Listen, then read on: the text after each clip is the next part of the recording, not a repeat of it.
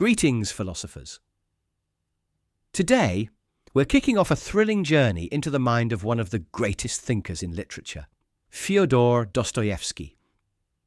This is the first part of a 10-part series exploring his philosophy, and we're starting with a theme that's at the heart of his work: the human condition and the wild, untamed power of existential freedom. So, let's get lost in some deep, soul-stirring ideas. Dostoevsky isn't just a novelist. He's a philosopher with a pen, a man who wrestled with the chaos of being human in a way that feels as fresh today as it did in 19th century Russia. His stories aren't about tidy answers. They're about the messy, beautiful, terrifying reality of what it means to be alive. And nowhere is this clearer than in his idea of existential freedom, the notion that we're free to choose who we are and what we do, but that freedom comes with a heavy price. To unpack this, we're going to focus on one of his most raw and rebellious works, Notes from Underground. Imagine for a minute a man sitting alone in a dingy basement, scribbling his thoughts, raging against the world. That's the underground man, the narrator of Notes.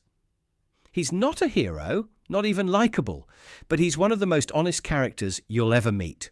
He's bitter, spiteful, and trapped in his own head, but he's also fiercely alive, refusing to be boxed in by anyone or anything. Dostoevsky uses this guy to show us something profound. To be human is to be free, but freedom isn't all sunshine and rainbows. It's a burden, a battle, and sometimes a curse. So what's this freedom all about? For Dostoevsky, it's the ability to choose, to act, to define yourself, even when it makes no sense to anyone else. The underground man is obsessed with this. He's living in a time, much like ours, when people were getting excited about science, reason, and systems that promised to make life predictable. Think of it like the 19th century version of a life hack app. Follow these rules, and you'll be happy. But the underground man says, no way. He doesn't want to be a cog in a machine. He doesn't want his life reduced to a formula where 2 + 2 always equals 4. He wants to scream, maybe I want 2 + 2 to equal 5. It's irrational, sure, but it's his choice. This is where Dostoevsky gets radical. He's saying that what makes us human isn't our ability to follow rules or be logical. It's our ability to say, I am who I am and I'll choose what I want, even if it's messy or stupid. The underground man takes this to extremes. He picks fights, insults people, and sabotages his own life, all to prove he's not a puppet. He's not doing it because it's noble. He's doing it because he can, and that's the point.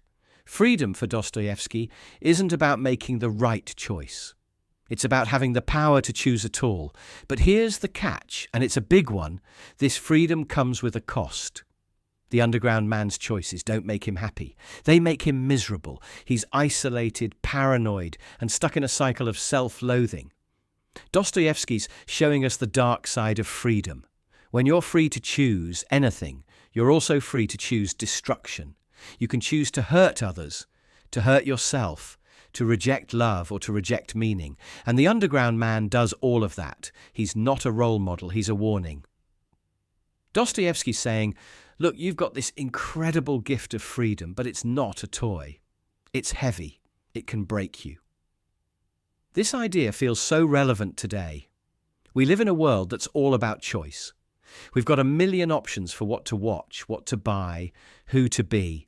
Social media tells us we can reinvent ourselves every day. But how often do we stop and ask, are my choices making me freer, or are they trapping me?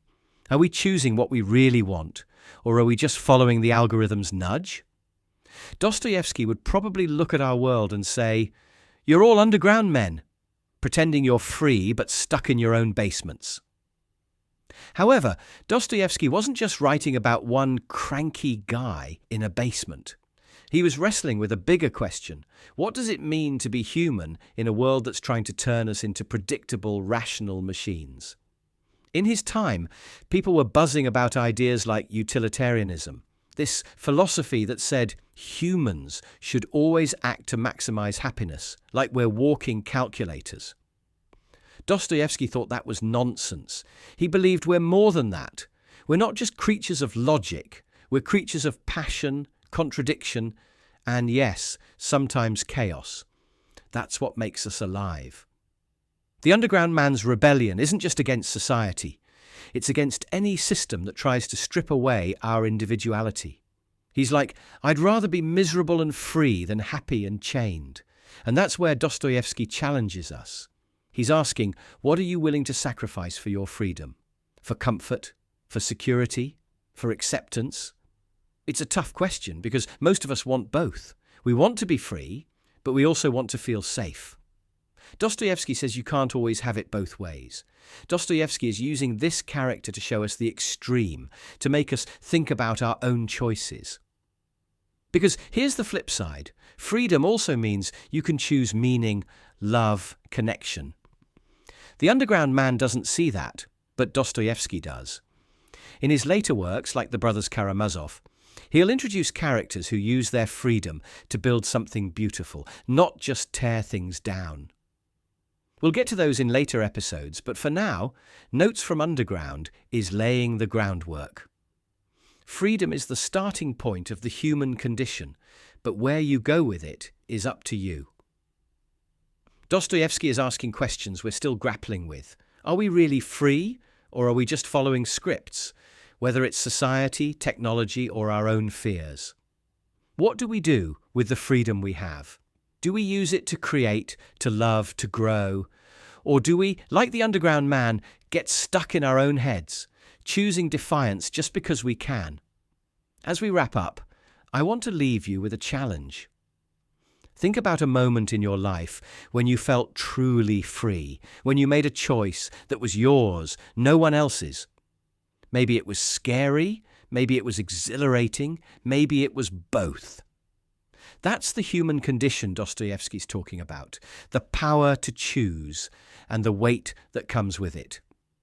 Next time, we'll dive into another piece of his philosophy, the problem of evil and suffering. It's going to be intense, so don't miss it. Thanks for joining me today. Let's keep exploring the big questions together. Until next time, keep thinking, keep questioning, and keep choosing. See you soon.